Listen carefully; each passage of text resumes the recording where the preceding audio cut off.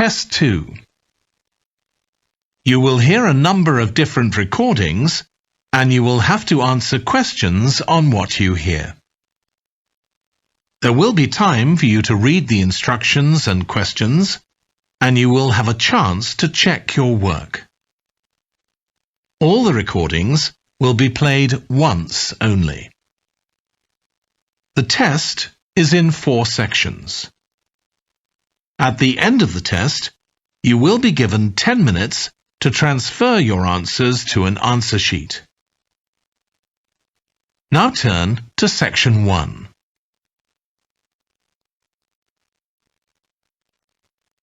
Section 1. You will hear a woman talking to a doctor at a clinic about a medical problem.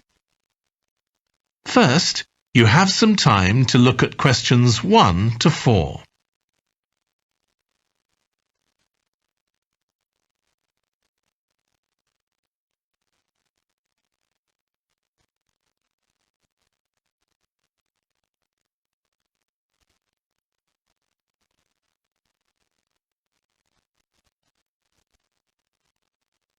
You should answer the questions as you listen, because you will not hear the recording a second time. Listen carefully and answer questions 1 to 4. Hi, come and take a seat. Thank you. My name's Carl Rogers and I'm one of the doctors here at the Total Health Clinic. So I understand this is your first visit to the clinic? Yes, it is. Okay, well I hope you'll be very happy with the service you receive here. So if it's all right with you, I'll take a few details to help me give you the best possible service. Sure. So can I check first of all that we have the correct personal details for you? So your full name is Julie Ann Garcia? That's correct. Perfect. And can I have a contact phone number? It's 219-442-9785. Okay, and then can I just check that we have the correct date of birth? October 10th, 1992. Oh, I actually have 1991. I'll just correct that now. Right, so that's all good. Now I just need a few more personal details. Do you have an occupation, either full-time or part-time? Yes, I work full-time in Esterhazy's, you know, the restaurant chain. I started off as a waitress there a few years ago, and I'm a manager now. Oh, I know them. Yeah, they're down on 114th Street, aren't they? That's right. Yeah, I've been there a few times. I just love their salads. That's good to hear. Right, so one more thing I need to know before we talk about why you're here, Julie, and that's the name of your insurance company. It's Cawley Life Insurance. That's CAWLEY. Excellent. Thank you so much. Before you hear the rest of the conversation, you have some time to look at questions 5 to 10.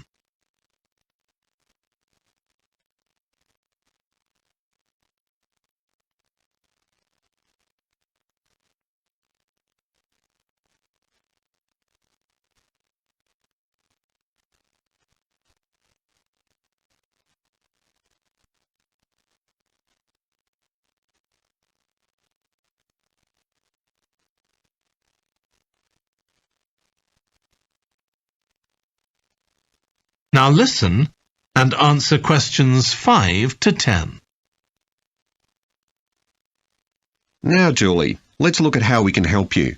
So tell me a little about what brought you here today. Well, I've been getting a pain in my knee, the left one. Not very serious at first, but it's gotten worse, so I thought I ought to see someone about it. That's certainly the right decision. So how long have you been aware of this pain? Is it just a few days, or is it longer than that?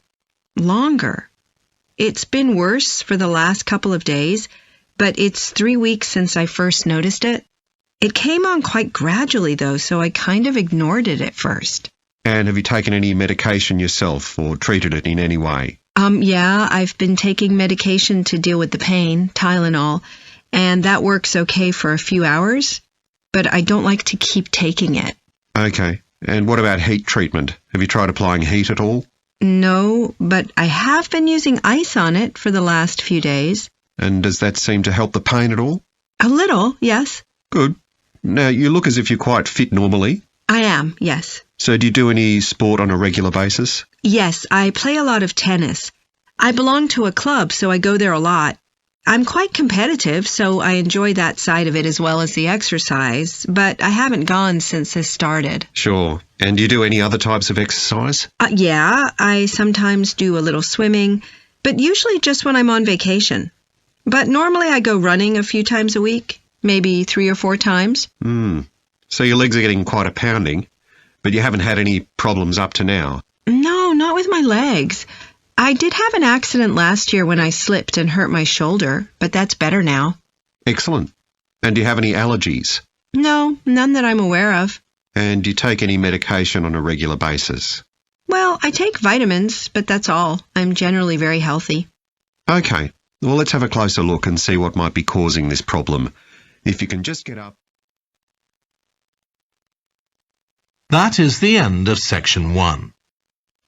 You now have half a minute to check your answers.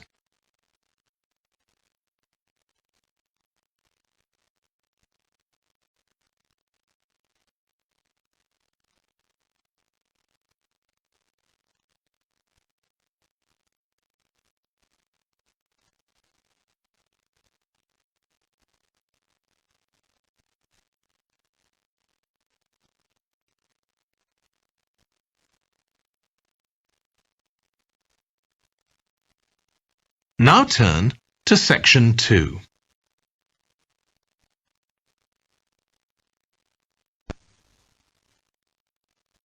Section 2.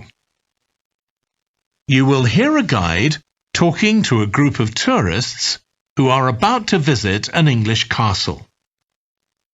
First, you have some time to look at questions 11 to 15.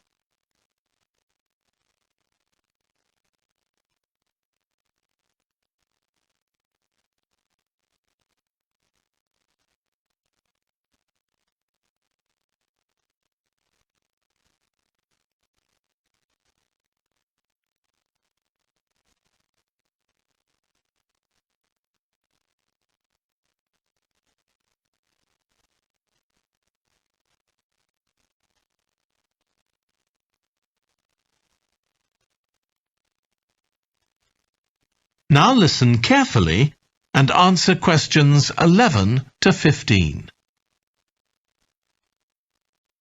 We'll be arriving at Branley Castle in about 5 minutes.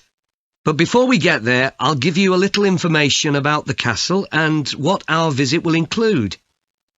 So, in fact, there's been a castle on this site for over 1100 years.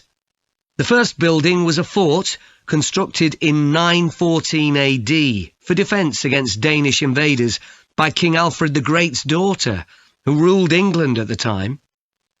In the following century, after the Normans conquered England, the land was given to a nobleman called Richard de Vere, and he built a castle there that stayed in the de Vere family for over 400 years. However, when Queen Elizabeth I announced that she was going to visit the castle in 1576, it was beginning to look a bit run down. And it was decided that rather than repair the guest rooms, they'd make a new house for her, out of wood, next to the main hall. She stayed there for 4 nights, and apparently it was very luxurious. But, unfortunately, it was destroyed a few years later by fire. In the 17th century, the castle belonged to the wealthy Fennis family, who enlarged it and made it more comfortable. However, by 1982, the Fennis family could no longer afford to maintain the castle, even though they received government support, and they put it on the market. It was eventually taken over by a company who owned a number of amusement parks. But when we get there, I think you'll see that they've managed to retain the original atmosphere of the castle. When you go inside, you'll find that in the staterooms, there are lifelike moving wax models dressed in costumes of different periods in the past, which even carry on conversations together. As well as that, in every room, there are booklets giving information about what the room was used for and the history of the objects and furniture it contains. The castle park's quite extensive. At one time, sheep were kept there, and in the 19th century the owners had a little zoo with animals like rabbits and even a baby elephant. Nowadays the old zoo buildings are used for public displays of paintings and sculpture. The park also has some beautiful trees, though the oldest of all, which dated back 800 years, was sadly blown down in 1987. Now, you're free to wander around on your own until 4:30, but then, at the end of our visit, we'll all meet together at the bottom of the Great Staircase. We'll then go on to the Long Gallery, where there's a wonderful collection of photographs showing the family who owned the castle 100 years ago having tea and cakes in the conservatory. And we'll then take you to the same place where afternoon tea will be served to you. Before you hear the rest of the talk, you have some time to look at questions 16 to 20.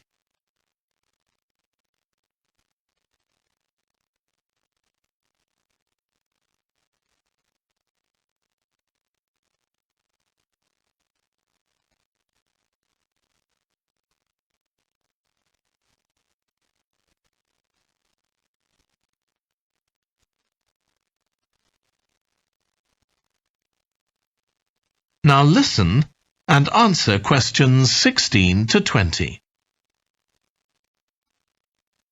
Now, if you can take a look at your plans, you'll see Branley Castle has 4 towers joined together by a high wall, with the river on 2 sides. Don't miss seeing the Great Hall. That's near the river in the main tower, the biggest one, which was extended and redesigned in the 18th century.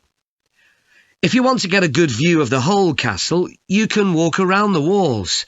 The starting point's quite near the main entrance. Walk straight down the path until you get to the south gate, and it's just there. Don't go on to the north gate. There's no way up from there. There'll shortly be a show in which you can see archers displaying their skill with a bow and arrow.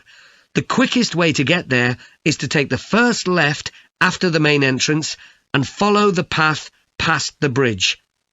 Then you'll see it in front of you at the end. If you like animals, there's also a display of hunting birds, falcons and eagles and so on. If you go from the main entrance in the direction of the south gate, but turn right before you get there instead of going through it, you'll see it on your right, past the first tower. At 3 p.m, there's a short performance of traditional dancing on the outdoor stage. That's right at the other side of the castle from the entrance and over the bridge. It's about 10 minutes walk or so. And finally, the shop. It's actually inside one of the towers, but the way in is from the outside. Just take the first left after the main entrance, go down the path and take the first right. It's got some lovely gifts and souvenirs. Right, so we're just arriving. That is the end of section 2. You now have half a minute to check your answers.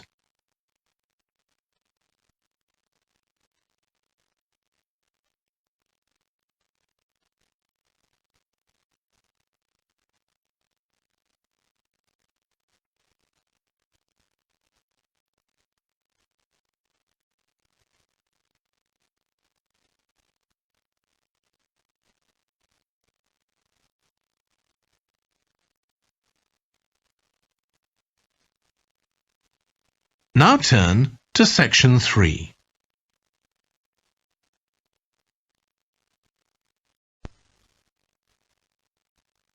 Section 3. You will hear 2 environmental science students, called Rosie and Martin, discussing their presentation on an extinct animal called the woolly mammoth with their tutor. First, you have some time to look at questions 21 to 24.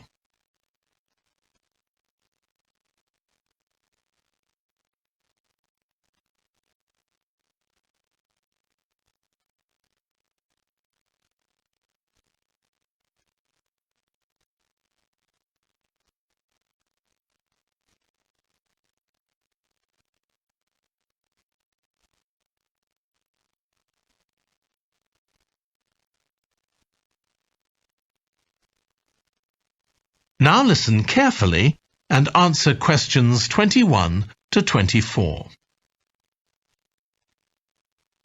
So, Rosie and Martin, let's look at what you've got for your presentation on woolly mammoths.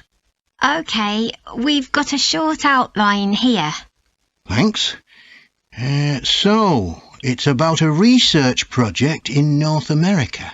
Yes, but we thought we needed something general about woolly mammoths in our introduction to establish that they were related to our modern elephant, and they lived thousands of years ago in the last ice age. Maybe we could show a video clip of a cartoon about mammoths, but that'd be a bit childish. Or we could have a diagram. It could be a timeline to show when they lived, with illustrations. Or we could just show a drawing of them walking in the ice. No, let's go with your last suggestion. Good. Then you're describing the discovery of the mammoth tooth on St. Paul's Island in Alaska and why it was significant. Yes, the tooth was found by a man called Russell Graham. He picked it up from under a rock in a cave. He knew it was special. For a start, it was in really good condition, as if it had been just extracted from the animal's jawbone. Anyway, they found it was 6,500 years old. So why was that significant? Well, the mammoth bones previously found on the North American mainland were much less recent than that, so this was really amazing. Then we're making an animated diagram to show the geography of the area in prehistoric times. So, originally, St. Paul's Island wasn't an island. It was connected to the mainland, and mammoths and other animals, like bears, were able to roam around the whole area. Then the climate warmed up and the sea level began to rise, and the island got cut off from the mainland. So those mammoths on the island couldn't escape. They had to stay on the island. And in fact, the species survived there for thousands of years after they'd become extinct on the mainland.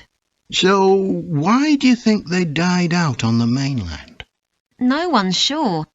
Anyway, next we'll explain how Graham and his team identified the date when the mammoths became extinct on the island. They concluded that the extinction happened 5,600 years ago, which is a very precise time for a prehistoric extinction. It's based on samples they took from mud at the bottom of a lake on the island. They analysed it to find out what had fallen in over time, bits of plants, volcanic ash, and even DNA from the mammoths themselves. It's standard procedure, but it took nearly 2 years to do. Before you hear the rest of the discussion, you have some time to look at questions 25 to 30.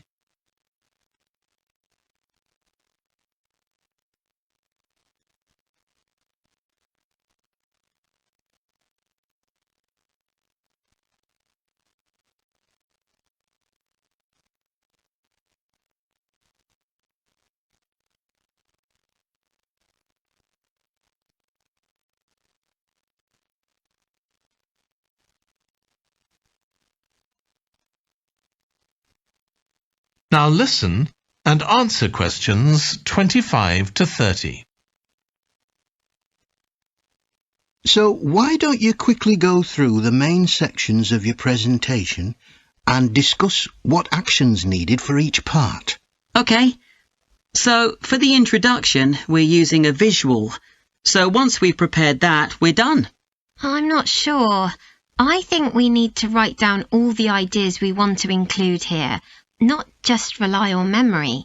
How we begin the presentation is so important. You're right. The discovery of the mammoth tooth is probably the most dramatic part, but we don't have that much information, only what we got from the online article. I thought maybe we could get in touch with the researcher who led the team and ask him to tell us a bit more. Great idea.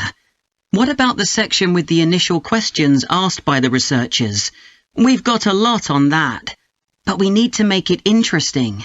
We could ask the audience to suggest some questions about it, and then see how many of them we can answer. I don't think it would take too long. Yes, that would add a bit of variety. Then the section on further research carried out on the island, analysing the mud in the lake. I wonder if we've actually got too much information here. Should we cut some? I don't think so, but it's all a bit muddled at present. Yes, maybe it would be better if it followed a chronological pattern. I think so. The findings and possible explanations section is just about ready, but we need to practice it so we're sure it won't overrun. I think it should be okay, but yes, let's make sure. In the last section, relevance to the present day, you've got some good ideas, but this is where you need to move away from the ideas of others and give your own viewpoint. Okay, we'll think about that. Now, shall we show you some of the... That is the end of section 3. You now have half a minute to check your answers.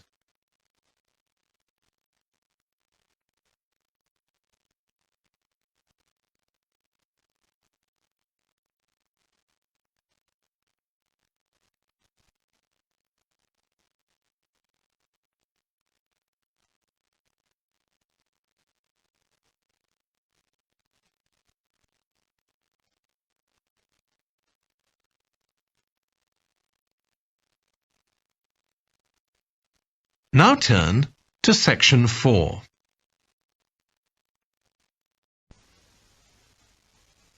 Section 4. You will hear a lecture about the history of weather forecasting. First, you have some time to look at questions 31 to 40.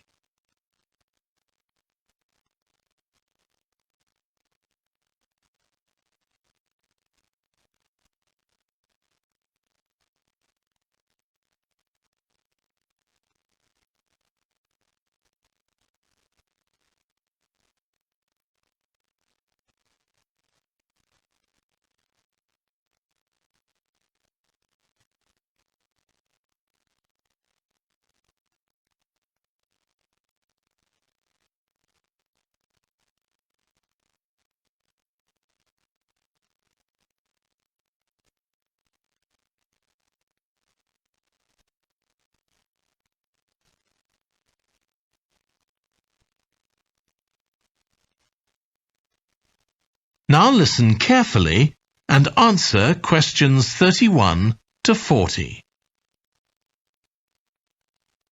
In this series of lectures about the history of weather forecasting, I'll start by examining its early history. That'll be the subject of today's talk. Okay, so we'll start by going back thousands of years. Most ancient cultures had weather gods, and weather catastrophes, such as floods, played an important role in many creation myths. Generally, weather was attributed to the whims of the gods, as the wide range of weather gods in various cultures shows. For instance, there's the Egyptian sun god Ra, and Thor, the Norse god of thunder and lightning. Many ancient civilizations developed rites such as dances in order to make the weather gods look kindly on them.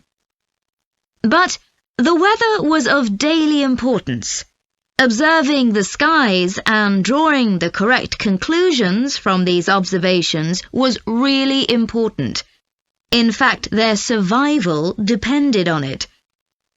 It isn't known when people first started to observe the skies, but at around 650 BC, the Babylonians produced the first short-range weather forecasts, based on their observations of clouds and other phenomena.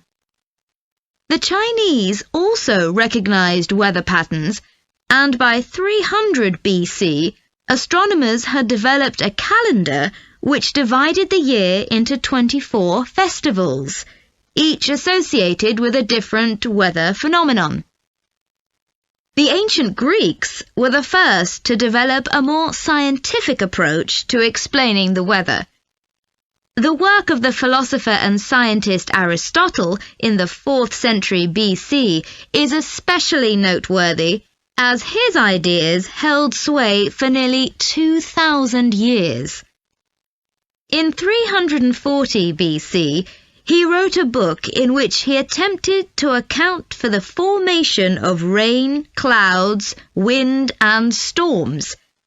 He also described celestial phenomena such as halos, that is, bright circles of light around the sun, the moon, and bright stars, and comets. Many of his observations were surprisingly accurate.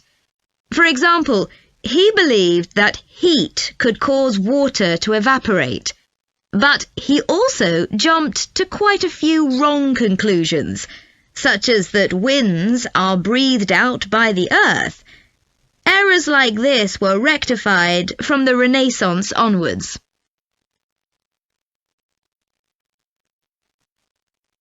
For nearly 2,000 years, Aristotle's work was accepted as the chief authority on weather theory. Alongside this, though, in the Middle Ages, weather observations were passed on in the form of proverbs, such as red sky at night, shepherd's delight, red sky in the morning, shepherd's warning. Many of these are based on very good observations and are accurate, as contemporary meteorologists have discovered. For centuries, any attempt to forecast the weather could only be based on personal observations. But in the 15th century, scientists began to see the need for instruments. Until then, the only ones available were weather vanes to determine the wind direction and early versions of rain gauges.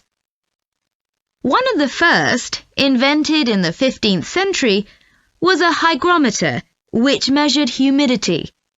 This was one of many inventions that contributed to the development of weather forecasting. In 1592, the Italian scientist and inventor Galileo developed the world's first thermometer. His student Torricelli later invented the barometer, which allowed people to measure atmospheric pressure. In 1648, the French philosopher Pascal proved that pressure decreases with altitude. This discovery was verified by English astronomer Halley in 1686, and Halley was also the first person to map trade winds. This increasing ability to measure factors related to weather helped scientists to understand the atmosphere and its processes better, and they started collecting weather observation data systematically. In the 18th century, the scientist and politician Benjamin Franklin carried out work on electricity and lightning in particular, but he was also very interested in weather and studied it throughout most of his life. It was Franklin who discovered that storms generally travel from west to east.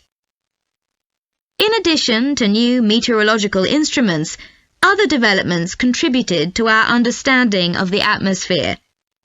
People in different locations began to keep records, and in the mid-19th century, the invention of the telegraph made it possible for these records to be collated.